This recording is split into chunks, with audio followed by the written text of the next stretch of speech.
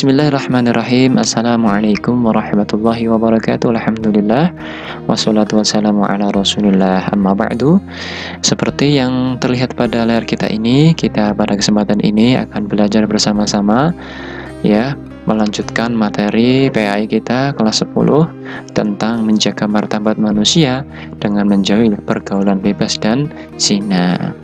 Silahkan teman-teman japri ke saya jika ingin mendapatkan PowerPoint-nya gratis ya. Nah, zina itu pengertiannya adalah berasal dari kata zana yazni yang artinya hubungan layaknya suami istri antara perempuan dengan laki-laki yang sudah mukallaf atau balik tanpa ikatan pernikahan yang sah menurut syariat Islam. Kemudian hukumnya apa? Nah, hukumnya nanti haram ya, sebagaimana Quran surat Al-Isra ayat 32. Kemudian zina itu dibagi dua, ada zina muhson, ada zina ghairu muhson. Zina muhson adalah zina atau pezina yang dilakukan oleh orang yang sudah baligh, sudah berakal, merdeka, dan sudah pernah menikah.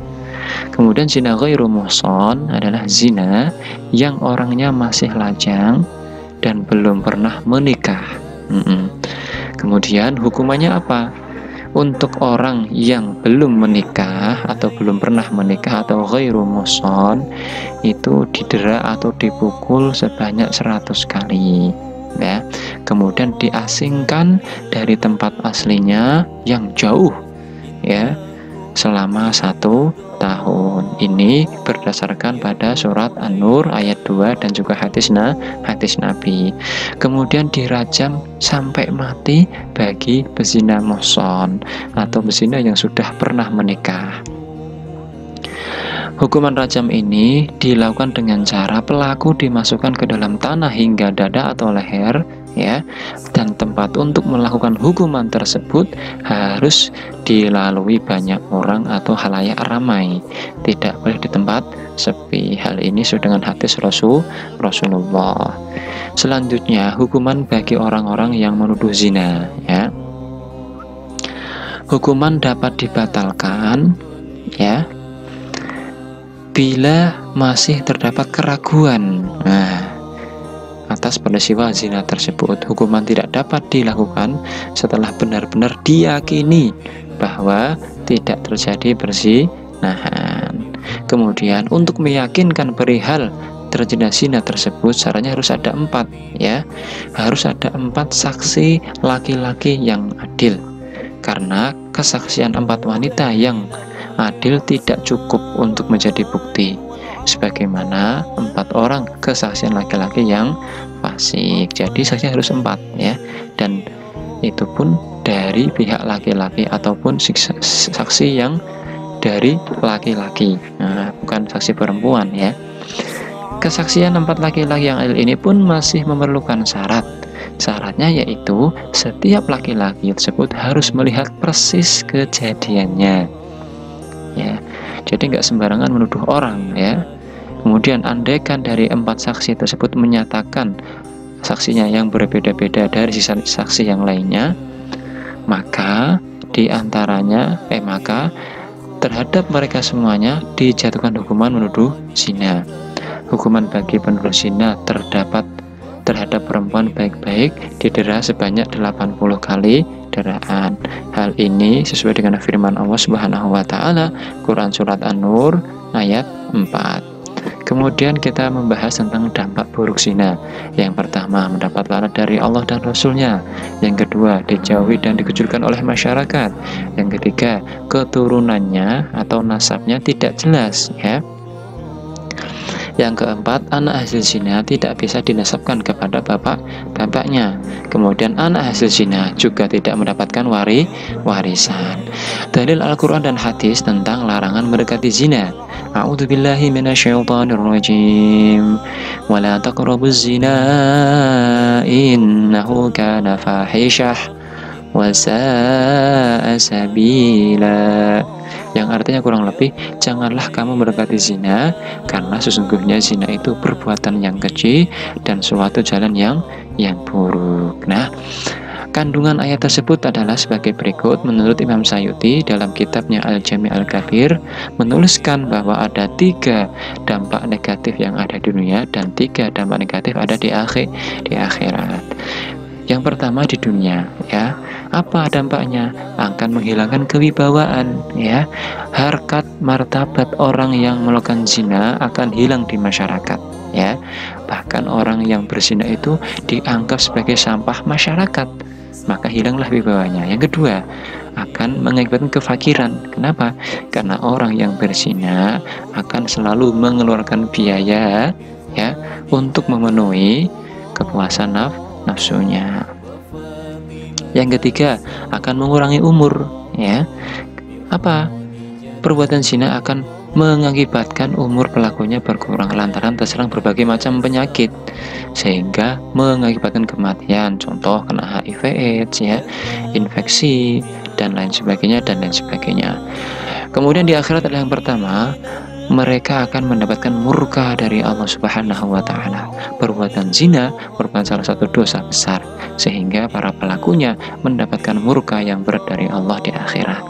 Yang kedua, hisab yang jelek karena banyak dosa, jelas, ya. Karena zina itu dosanya luar biasa, maka nanti hisabnya juga jelas. Di sana akan menyesal karena apa?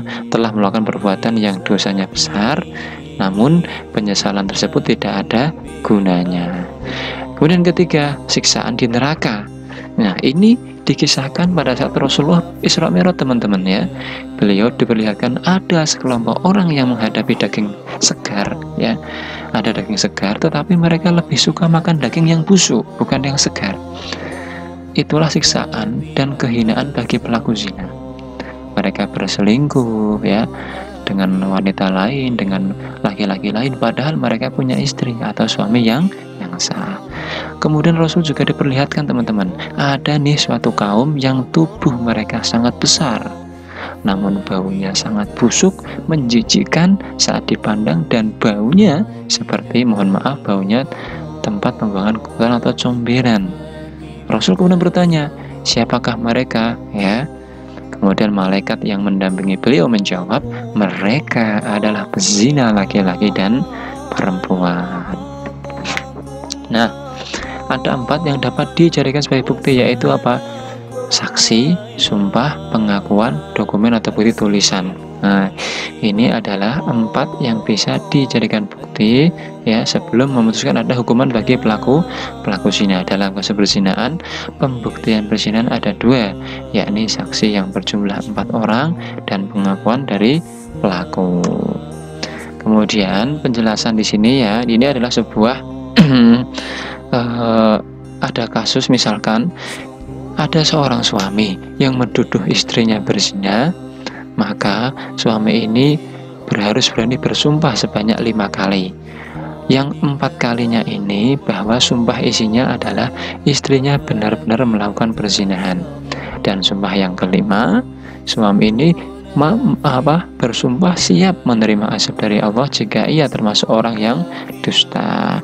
Maka jika berani melakukan 5 sumpah ini, istrinya berhak atau bisa dihukumi jatuhan hukuman perzinahan. Tetapi jika istrinya berani bersumpah juga sebanyak 5 kali, di mana yang keempat isinya bahwa suaminya tadi telah berbohong, ya, dan yang kelima bersaksi bahwa siap menerima azab dari Allah jikalau dia termasuk orang-orang yang tidak benar, maka hukuman yang kepada istri yang dituduh berzina tersebut batal.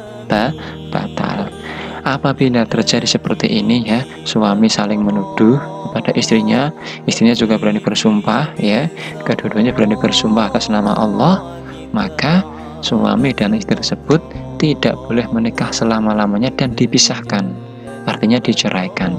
Inilah yang dinamakan li'an, ya. Nah, tuduhan perzinahan harus dapat dibuktikan dengan benar-benar bukti yang kuat, yang akurat dan sah. Tidak sembarangan.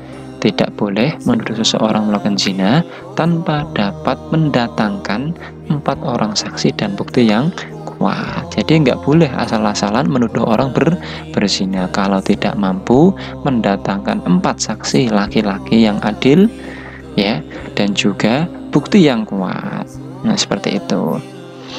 Kemudian hadis larangan berzina, ya.